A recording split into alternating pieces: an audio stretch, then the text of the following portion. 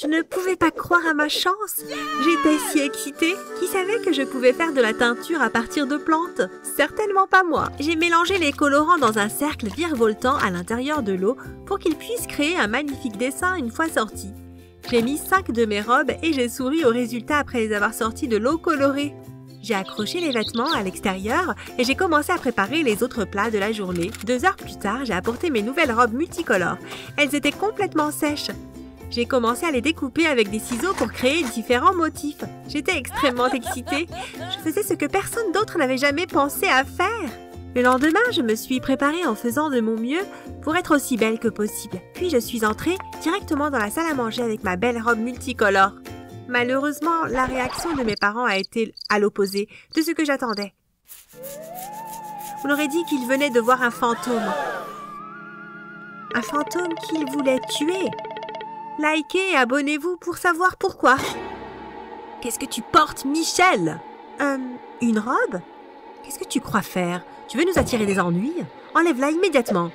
Mais maman, papa, pourquoi êtes-vous si sévère? Je pensais vraiment que vous les aimeriez. Les? À combien de vêtements exactement as-tu fait ça? Juste 5 de mes robes, maman. Juste 5? Combien de robes as-tu en tout? J'ai fait semblant de compter avec mes doigts. 6 robes, maman. Et tu en as teinté juste 5? Maman n'a cessé de me gronder tandis que mon père s'est mis le visage dans les mains, secouant la tête de peur et de déception. Quand il a eu fini, il a enfin repris la parole. Mon cœur, ça suffit. Michel ne savait pas qu'elle faisait une erreur. Maintenant que tu sais, Michel, il s'est tourné vers moi. Ne refais jamais cela quoi qu'il arrive. Tu n'as pas le droit d'enfreindre les règles. Les femmes non mariées ne portent que des robes blanches dans notre village, alors que les femmes mariées portent du noir. Tu ne peux pas porter autre chose. Je sais ce que je suis censée porter, papa. J'ai juste pensé que je pouvais essayer quelque chose de différent pour une fois. Non, chérie, tu ne peux pas. J'ai couru jusqu'à ma chambre, en larmes. En partant, j'ai entendu ma mère marmonner. C'est terrible. Maintenant, nous devons lui acheter de nouvelles robes. J'espère que nous pouvons nous le permettre. Elle devra se débrouiller avec la seule qu'elle a pour un court moment, puisqu'elle en a volontairement détruit 5. Stupide village! J'ai crié en frappant à ma porte. Je détestais mon village. Les règles étaient trop strictes. Les femmes non mariées devaient porter des robes blanches, les femmes mariées portaient du noir, tandis que tous les hommes mariés ou non portaient des vêtements noirs. Je détestais les robes blanches. Alors je voulais faire quelque chose de différent. Je pensais que mes parents seraient agréablement surpris par cette innovation, mais au lieu de cela, ils ont juste été déçus. Notre village était pratiquement caché du reste du monde. La plupart des villageois étaient nés ici et n'avaient jamais mis le pied hors du village, moi y compris. C'était surtout parce que tout le monde dans le village croyait que le monde extérieur était extrêmement mauvais et corrompu. Grâce aux enseignements de nos aînés et de leurs ancêtres, nous avions des règles régissant l'apparence de chacun. De nos vêtements à nos cheveux en passant par nos chaussures, nos maisons, nos partenaires et tout le reste. Je détestais tellement ces règles. Je voulais juste être libre. J'ai toujours posé des questions sur le monde extérieur, mais on me faisait taire en me disant qu'il était interdit de parler d'un tel mal. Je voulais savoir s'ils vivaient comme nous, avec des règles strictes régissant chacun de leurs pas. « Secoue-toi, Michel, nous avons beaucoup de travail !» Mon professeur, la guérisseuse, a craqué. J'ai enfilé ma dernière grande robe blanche et suis partie rapidement vers notre temple de guérison pour travailler et apprendre sans dire au revoir à mes parents. Je n'étais pas d'humeur à leur parler à ce moment-là. « Oui, madame », et j'ai répondu en me désinfectant et en commençant à m'occuper des malades. Les gens mouraient de façon incontrôlée dans notre village récemment en raison de l'apparition d'un virus inconnu pour lequel nous ne semblions pas avoir de remède. Nous savions tous que n'importe lequel d'entre nous pouvait être le prochain, surtout les anciens, alors tout le monde était préparé. Mes parents avaient essayé de me convaincre d'arrêter de travailler avec la guérisseuse, mais je leur ai assuré que je me désinfectais toujours correctement avant et après les opérations, et que je portais également notre équipement de protection locale lorsque je travaillais pour éviter d'attraper des maladies. Après le travail ce jour-là, je suis rentrée chez moi et j'ai rapidement lavé ma blouse pour qu'elle sèche avant le matin, car je devais la porter à nouveau le lendemain. Je me suis levée tôt le lendemain matin et je me suis rendue une fois de plus au temple de la guérison. En arrivant à la porte, j'ai entendu mon professeur, la guérisseuse, discuter avec le grand chef du village et le presser d'aller dans le mauvais monde pour obtenir des médicaments et sauver son peuple. Mais il a refusé, disant que c'était interdit. Ils se sont longuement disputés quand il a dit que les dieux les punissaient, peut-être pour quelque chose qu'ils avaient fait et qu'ils devaient donc en assumer la responsabilité. Je n'arrivais pas à croire qu'il y avait un moyen de sauver les villageois de la mort et que le grand chef du village refusait simplement de le prendre. J'ai décidé de prendre des choses en main. Je suis entrée dans le temple sur la pointe des pieds et j'ai volé la liste des médicaments nécessaires sur une table, puis je me suis échappée de mon village. Pour la toute première fois de ma vie, j'ai escaladé la clôture et sauté par-dessus, me griffant la jambe au passage. Alors que je marchais dans la forêt, étourdie et confuse par l'étendue du monde en dehors de mon village, j'ai soudainement entendu un rugissement. Mes jambes se sont figées et je me suis retournée pour regarder en arrière derrière moi. Il y avait un énorme lion. Mes pieds se sont rapidement mis en action et j'ai commencé à courir aussi vite que possible. C'était une course pour la vie. Je ne pouvais pas m'arrêter avant d'être en sécurité. Je pense que c'était une course pour la vie pour le lion aussi. Il avait l'air mince et comme il allait probablement mourir s'il ne me mangeait pas. Eh bien, je ne pouvais pas penser à ça maintenant. Je n'allais pas être assez altruiste pour m'offrir en pâture au lion. Un village entier comptait sur moi pour leur sauver la vie, même s'ils ne le savaient pas encore. Alors que je courais, la course de la vie, j'ai soudainement glissé et suis tombée dans un trou profond. J'ai essayé de me déplacer à l'intérieur du trou, mais c'était glissant et j'ai fini par glisser à nouveau. Et cette fois, je me suis cogné la tête et j'ai perdu connaissance. Alors que je m'évanouissais, j'ai vu le lion me regarder d'en haut de la cage, la victoire dans les yeux. Je lui ai juste donné un repas gratuit. J'ai ouvert les yeux et me suis retrouvée dans une cabane. Un vieil homme s'occupait de ma blessure à la tête. En le regardant de près, j'ai tout de suite compris qui il était. « Maître Jumpa !» J'ai crié. « Que faites-vous ici ? Tout le monde pense que tu es mort !» Nous avons organisé une cérémonie d'enterrement pour toi au village. Maître Jumpa était le précédent guérisseur du village. J'ai appris sous ses ordres pendant un court moment jusqu'à ce qu'il soit soudainement déclaré mort par le grand maître du village et qu'une cérémonie funéraire soit organisée pour lui.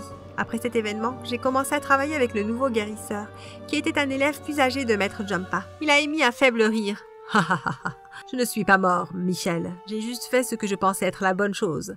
Mes patients mouraient d'un virus comme des moustiques, et le grand maître refusait de les aider. Je ne pouvais plus rester là à les regarder, alors j'ai fait un grand pas. Je me suis échappée du village et je suis allée dans le monde réel pour obtenir le médicament qui pourrait les guérir. » Tu veux dire le mauvais monde ? Peu importe comment vous, les fanatiques, l'appelez. Oh mon Dieu, c'était il y a 5 ans. Ça fait 5 ans que tu vis ici. Mais pourquoi vis-tu dans la forêt ? Pourquoi n'es-tu pas resté dans le mauvais monde ? Ou n'es-tu pas rentré chez toi ? Mon peuple a refusé de m'accepter quand je suis revenue. Ils ont dit que j'étais souillée et que le mauvais monde était trop effrayant pour moi. Je suis un homme de 45 ans. J'ai vécu toute ma vie dans le village. Comment pourrais-je m'adapter ? Mais regarde le bon côté des choses. Peut-être que j'ai été mis ici pour t'aider à te sauver de ce lion. Nous avons tous deux souri. Maître Jumpa, je pense qu'il y a eu une nouvelle épidémie du même virus que vous avez guéri il y a 5 ans. Les villageois sont en train de mourir et en fait, c'est pour cela que je suis ici. Je suis venue chercher des médicaments pour les aider. Eh bien, tu as de la chance. Je sais exactement où tu peux les trouver. Je peux t'aider à les récupérer parce que tu es blessé et je ne voudrais pas que tu cours plus de danger. Mais tu dois me promettre une chose. Qu'est-ce que c'est ? Tu dois promettre de rester dans la cabane. Je ne veux pas que tu déchires tes points de suture. Je le promets. Il a hoché la tête et souri, puis a préparé un petit sac de fournitures avant de quitter la maison. Je ne bougeais pas, sauf quand j'avais faim et que je devais aller chercher de la nourriture à la cuisine. Il faisait nuit quand il est revenu avec les médicaments. J'étais très heureuse et prête à partir, mais il m'a dit d'attendre jusqu'au matin. Le matin est arrivé rapidement et il m'a accompagnée jusqu'à une distance proche avant de s'arrêter et de dire qu'il ne pouvait pas aller plus loin. Je l'ai serré dans mes bras et j'ai couru vers le village. À ma grande surprise, j'ai été arrêtée à la porte et on ne m'a pas laissé entrer. Le grand maître est arrivé avec mes parents et la guérisseuse et a dit que j'avais contacté le mal du mauvais monde et que je n'étais plus la bienvenue dans le village. J'ai imploré leur pitié, mais ils m'ont tous ignorée. Même mes parents ont simplement secoué la tête et sont partis les larmes aux yeux. Quand il ne restait plus que la guérisseuse, elle a pris le médicament en douce et m'a dit « Merci beaucoup de nous avoir sauvé la vie. Je suis désolée de ne pas pouvoir t'aider cette fois-ci. Mais prends ça, c'est tout ce que je peux t'offrir. Au revoir. » Elle s'est rapidement enfuie, et tout en essuyant les larmes de mes yeux, j'ai regardé les étranges papiers qu'elle avait serrés dans ma main.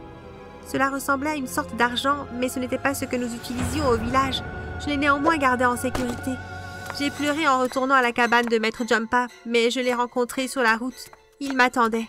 Tu savais qu'il ne me laisserait pas entrer. Je suis désolée, Michel. Nous sommes retournés à la cabane et avons commencé à y vivre. Quelques jours ont passé et j'ai raconté tous mes rêves à Maître Jumpa. Je lui ai également raconté comment j'avais découvert la teinture et comment je continuais à découvrir de nouveaux médicaments pour le temple de la guérison en mélangeant plusieurs plantes ensemble. Il m'a dit que j'avais du talent et que nous irions ensemble dans le monde extérieur pour pouvoir le développer.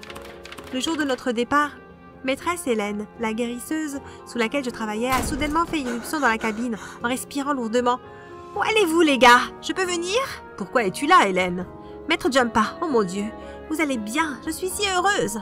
Elle a essayé de le serrer dans ses bras, mais il l'a évité. J'ai été chassée du village à cause des médicaments que j'ai pris à Michel. Mais le virus est sous contrôle maintenant. Tout le monde se rétablit. C'est une grande nouvelle, j'ai crié. Maître Jumpa a simplement secoué la tête et a dit à Maîtresse Hélène qu'elle pouvait nous suivre.